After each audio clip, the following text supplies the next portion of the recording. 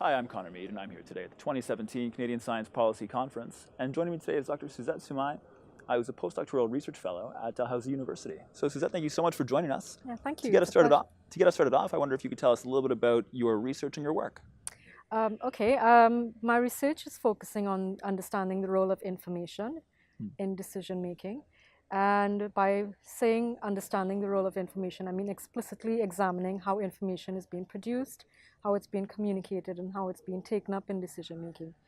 And to explain what information means, I'm not looking at data specifically, but how raw data, after it has been synthesized into reports, into scientific reports like technical reports, how are these reports being taken up by decision makers?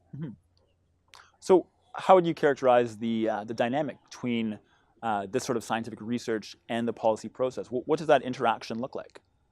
Well, it's a very complex process, and unraveling that process is it's almost like making a jigsaw puzzle.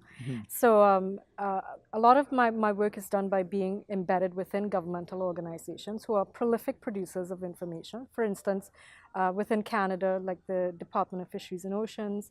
I've also examined information use in regional organizations like NAFO, the Northwest Atlantic Fisheries Organization, and even at the global level in the United Nations Food and Agriculture Organization. So being within organizations, I interact with scientists who produce information and managers who use the information for their day-to-day decision making, and also more senior decision makers who are using information for more strategic level decision making. And I'm doing my work as part of a research program based at Dalhousie University. It's called the Environmental Information Use and Influence Research Program. We're in the Faculty of Management. We're an interdisciplinary research team. And understanding how information flows in an organization requires an interdisciplinary approach. So, for instance, my approach is coming from a fishery science background, but I'm also applying the principles of public policy and information management to understand that process.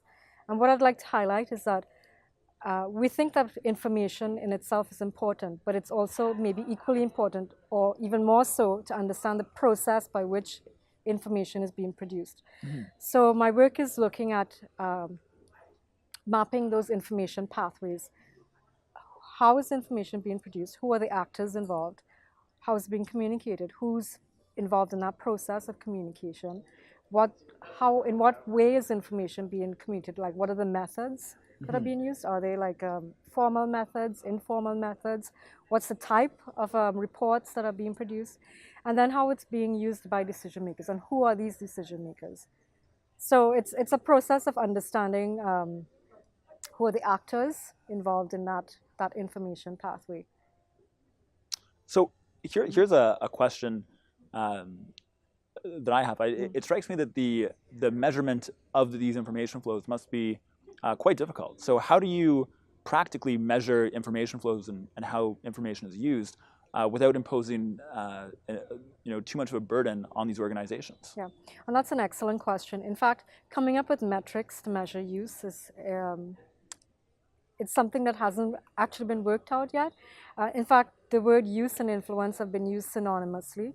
So information, it's quite easy to measure direct use. So like if a report is produced and a policy is produced based on the advice in that report, then it's easy to see the link between the report and the policy.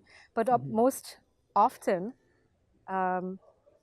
use is conceptual. So a report is produced, it's released, it's read, it might increase awareness about scientific issues, but it's not necessarily translated into an actual policy or a regulation, something that could be measured. Or it might not, there might be no direct link between the production of the report and, for instance, let's say for fisheries, the management of a fish stock. And it's not that the information isn't being used. Sometimes there's a big time lag between the report being produced and its uptake in decision making. So that explains some of that complexity of understanding the processes and the science policy interface. So in fact, there may be many interfaces operating at different levels within an organization. Also, different levels as well, like between national, regional, international. And so our research is really trying to understand what are those challenges and enablers for information moving from the producer to the user. Okay. So if we have a scientific report and it's consumed or at least received in the email inbox of a senior policymaker, and then a policy outcome happens at some point in the future, how do you solve the problem of attribution? So how do you measure or assume or reason that a given scientific report or given information input led to a specific policy outcome? Yeah, well, most of our research with the EIUI has been through case studies within organizations where we've actually tracked the use of a specific document. So, for instance, a state of environment report. So, when the report was produced, we will ask the decision maker or the users specifically how that information was used in decision making. Okay. So we've got that sort of direct map from production to use. Quite often, most of our research methods are using qualitative methods where we interview scientists and managers asking specific questions about how they use the information. Okay. Yeah. Very interesting.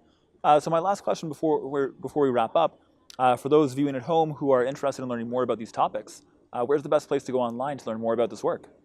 So our website is www.eiui.ca.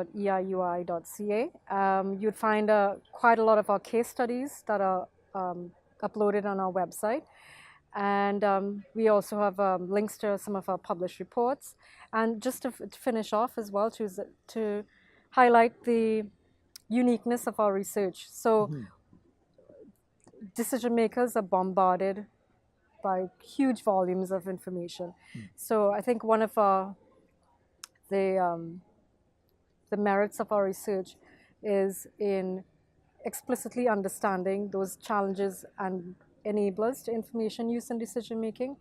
And we're looking at information production in a marine scientific perspective, but that information can be applied to other fields, other disciplines. So understanding the pathways of information from production to use can be quite useful to people who are not involved in the policy process to understand their most appropriate entry point into that process. So for instance, like NGOs, the general public wanting to be part of public policy making, by understanding how information flows from production to use, they can be better informed about how they can contribute to the decision-making process. Okay, fantastic. Well, Suzuette, thank you so much for joining us. It's been an absolute pleasure. And really appreciate this conversation. Hope you have a fantastic rest of the Canadian Science Policy Conference. Thank you. Thank you. Thank you.